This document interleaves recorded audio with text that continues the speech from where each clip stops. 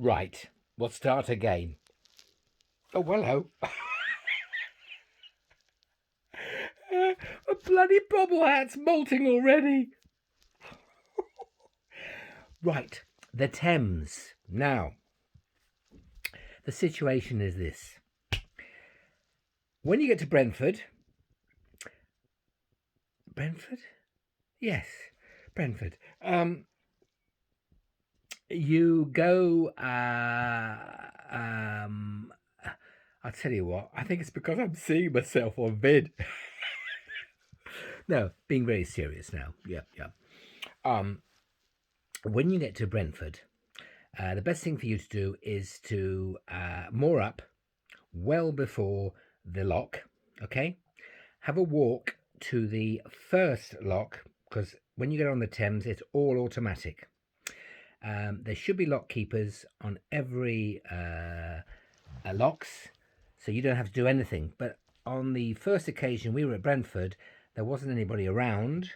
Whether it's because we wanted to leave early or something, I don't know. And you've got to. It's pretty simple. You read the instructions. You press a few buttons, and it will open and it will close, things like that. Normally, you won't have a problem because by the time you get down there, it'll probably be May, June, and be quite busy. So once you get through the first lock at Brentford, you then moor up just before the main lock at Brentford.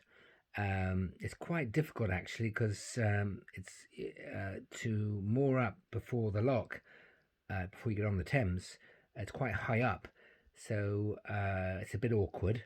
But once you do that, well, before you do that, actually, you then go to the second lock, to the main lock, which opens you up into the Thames.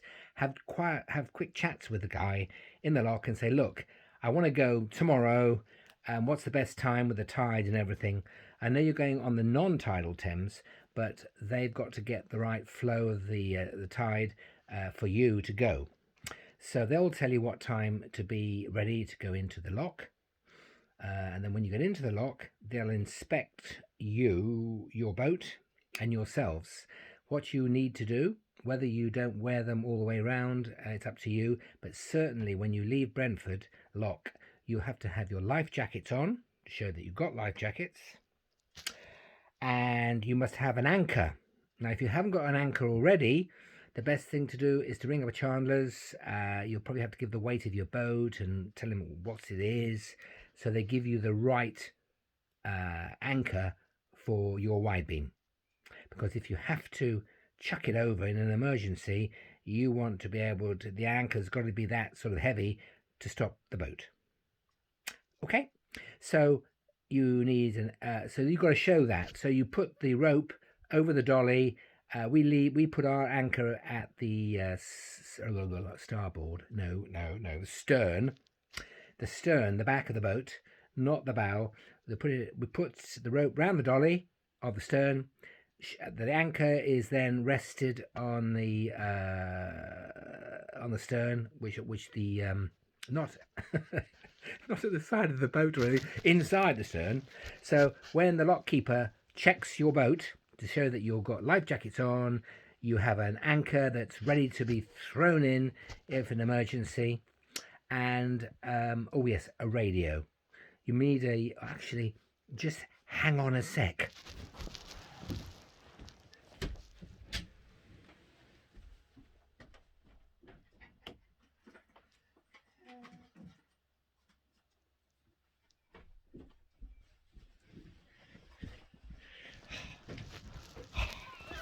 I tell you what you need is something like this.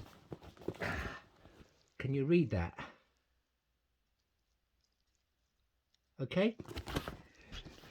So this is an IC-M25 Euro VHF marine transceiver. Okay, very simple. I bought it off Amazon.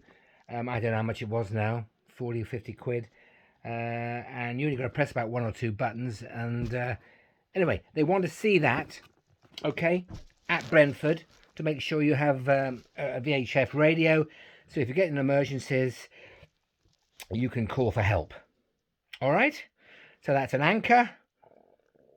What are they called? Life jackets, a VHF receiver, and mm, uh, and that's it. I tell you what, memory loss. It's only been a few seconds ago. So there you go. Right. So then they send you out through these massive gates of the lock onto the Thames. And the last time we did that 2 years ago, because last year the pandemic, 2 years ago, we started off out of the locks, and halfway, just as you climb up to the sort of you either go left or right. By the way, going left is the tidal Thames, so you don't want that. You turn right to Teddington, or even Treddington. No, it's Teddington. You turn right. That's the way I'm going, and that's the way you'll be going. But just before we turn right, what happened? Engine conked. Conked. We went, oh my God. So we tied up next to another boat. Asked the guy if we could do that. Yeah. Sent the boss down into the weed box to see what was happening. And what did we find? I think we found some rope or string or something. Anyway, it was all tied around by the propeller. Got all that off. Anyway, did all that, put that back, started, towed haul up again. Nothing. Did it twice. Nothing. And we thought, oh God, what are we going to... I mean, we're on a schedule here because, with the tide and everything, we've got to get to Teddington quick. Anyway, after the third time we turned it, it started. And I said to Marion, fine, I tell you what, we're going. Whether we conk out halfway to Teddington, it's hard luck. We got an anchor, we got a radio. So off we went. And on the way to Teddington Lock, because that's your first lock you'll get to, of course, it's so wide. You come to like an island, and you think, hang on a minute, do we go right? Do we go left? And we saw a little speedboat around about 300 yards up, and we sort of shouted to them and said, which way to Teddington?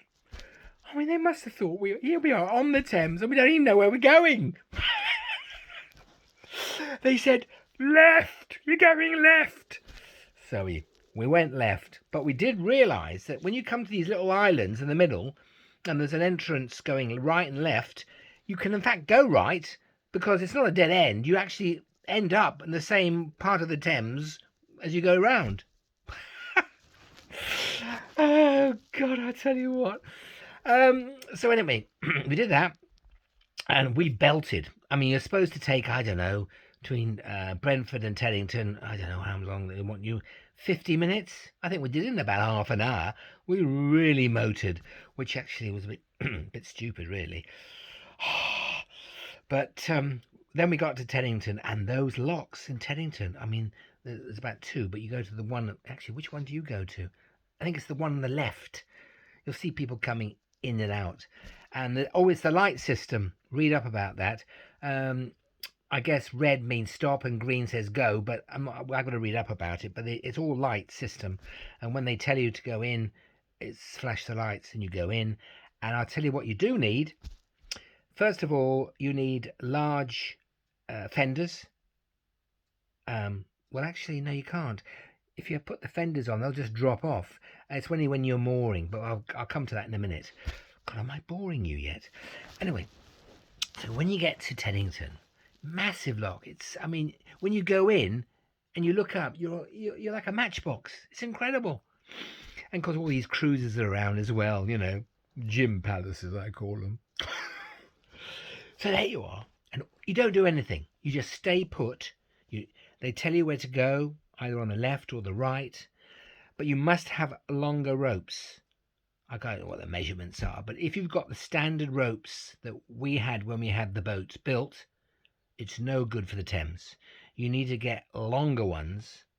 So the best thing to do is go into a chandler's and tell them what your normally rope is, and you want something, I don't know how many more meters long you want, but you want longer ropes, because what happens is when you go in, the harbour master or the lock keeper, whatever you like to call them, they'll say to you that you need somebody up at the bow and somebody at the stern. So Julie, if she's not driving, goes to the bow, throws the rope up from the bow to the guy, and he'll loop it round the well, it's a dolly, but a massive, where you tie the ropes round.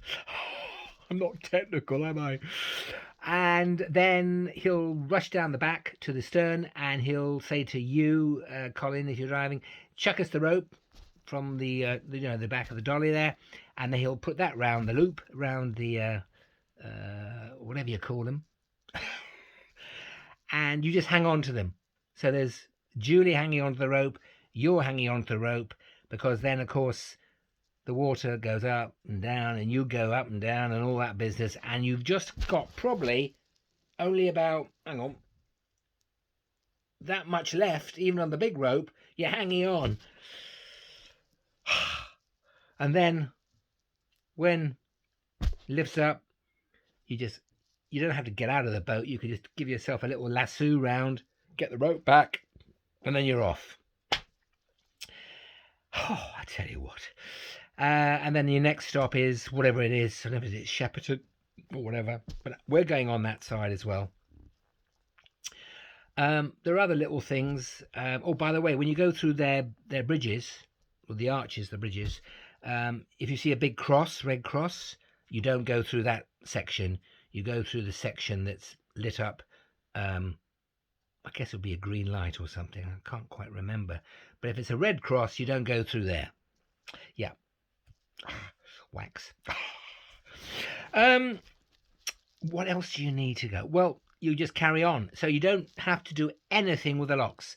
Mind you, the locks keepers, I think, close at 6 in the summer. So if you do decide to still travel after 6, you'll have to do the locks yourself, I think. They don't really advise you to do that. But one thing about the Thames, the lock keepers, it's beautiful.